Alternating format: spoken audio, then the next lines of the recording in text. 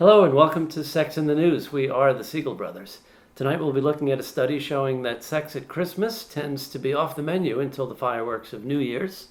We'll be looking at a study showing no real benefit from plasma treatment for recovering COVID patients. And an LA County Sheriff's deputy was busted having sex at Universal Studios on an open mic.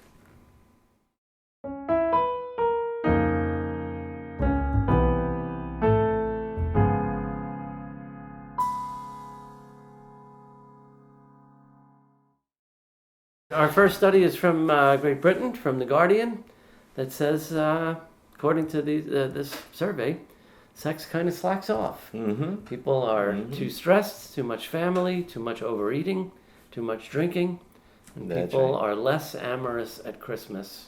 Right. So those of you who this past weekend and this past week, even off from work and just supposedly on vacation, you just haven't had that spark, there's nothing to worry about. You're perfectly normal. Yeah.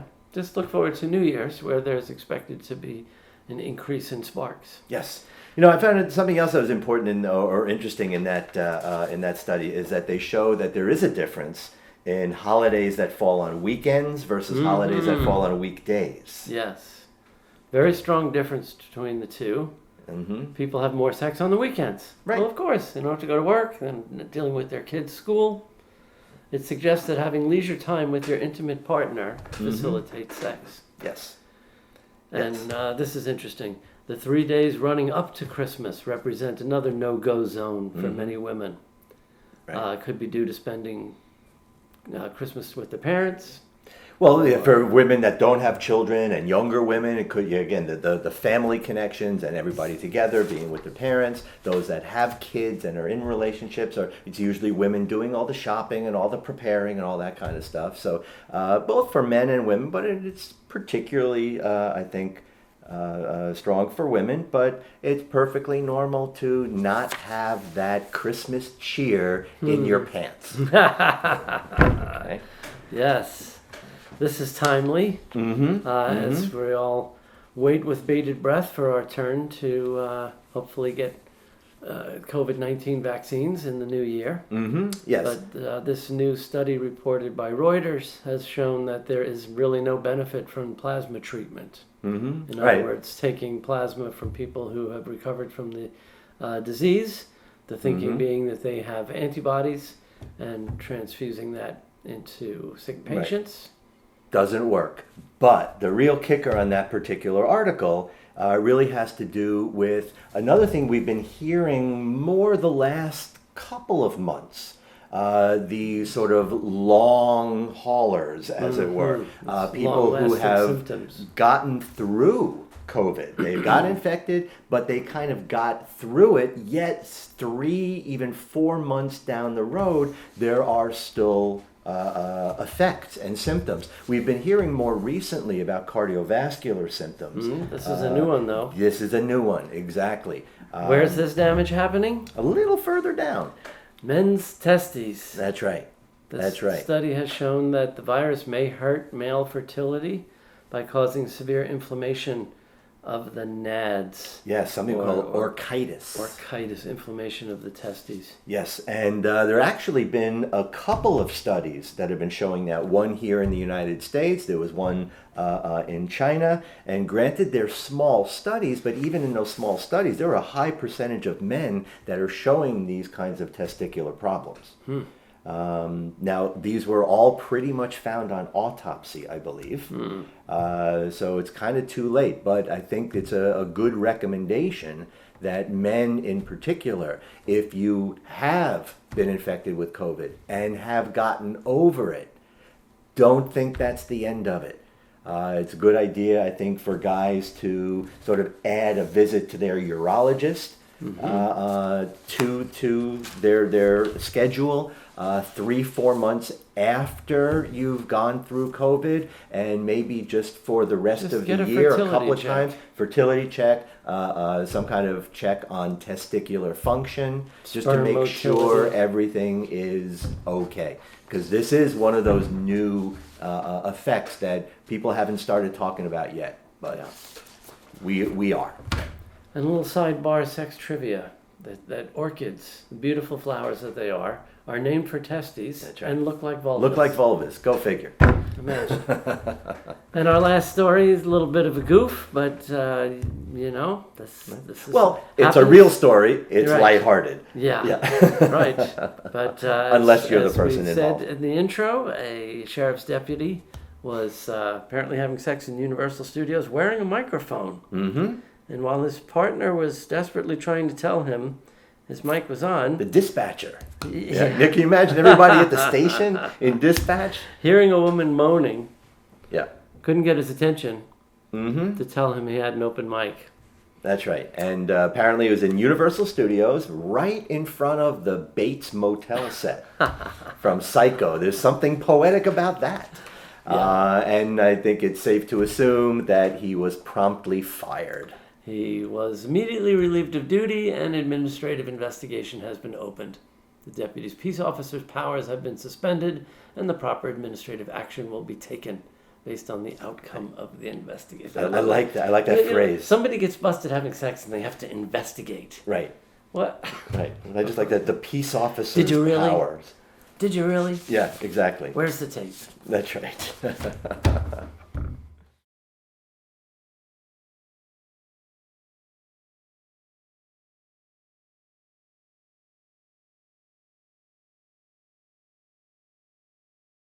And the way we normally like to finish our Sex in the News is with a little piece we like to call Poetic Justice, where we pay homage to sexual hypocrites of all stripes and colors.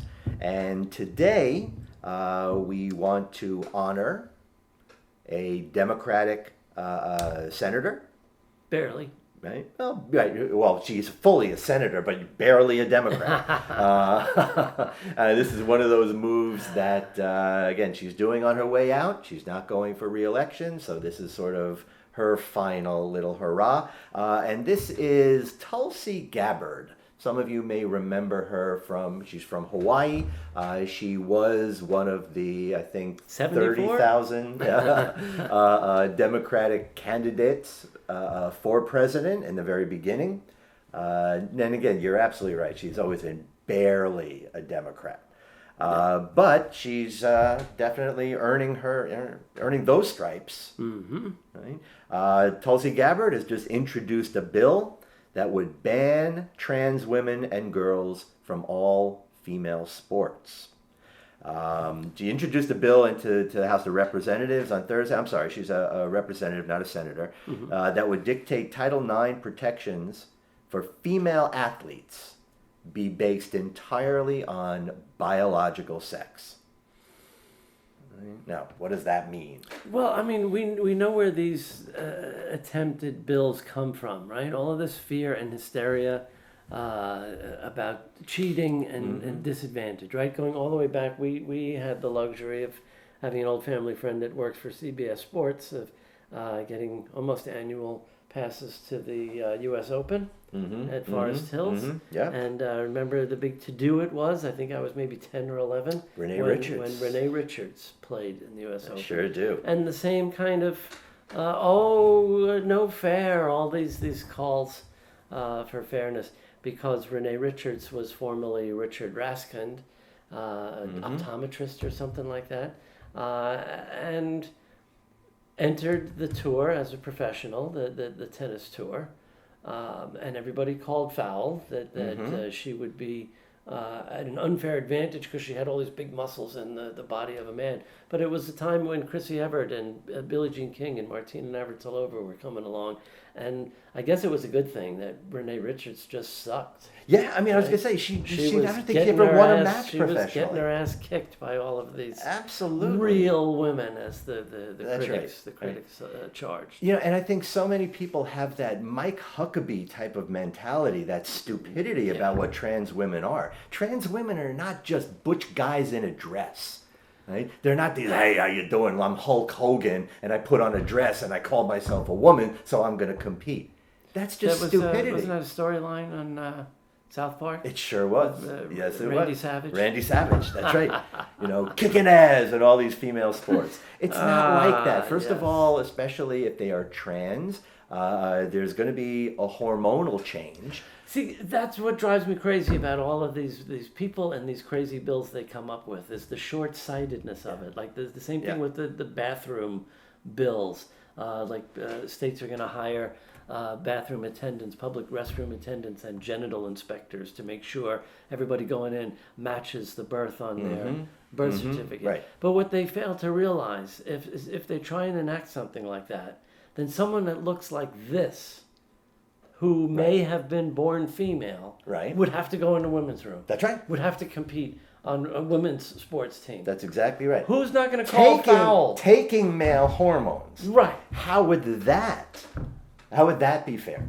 Right? But you know what? I think they're plugging that hole too, so to speak. Because basically what they're saying and what her legislation is she's saying she's protecting Title IX's original intent, which was based on the general biological distinction between men and women athletes based on sex. Now, again, what you just said, there are trans guys that scare me. They really do. They scare me in terms of I worry about what I say because I don't want to get my ass kicked. And Tulsi, let me tell you something. I would say probably, I'll say many, if not most, trans women are likely more feminine than you are. Right? So this whole nonsense about we're protecting the integrity of gender. Females have gotten a short shrift for so long. This is just a way of keeping these protections intact. No, it's not. It's transphobia. That's what it is. Plain and simple. All right. So for this legislation, we salute. We go to Hawaii. I think this is one of our furthest distances to travel to bestow this honor upon somebody. But Tulsi Gabbard, yes, you are this week's Poetic Justice. That'll do it for this week's Sex in the News. We'll see you next Sunday.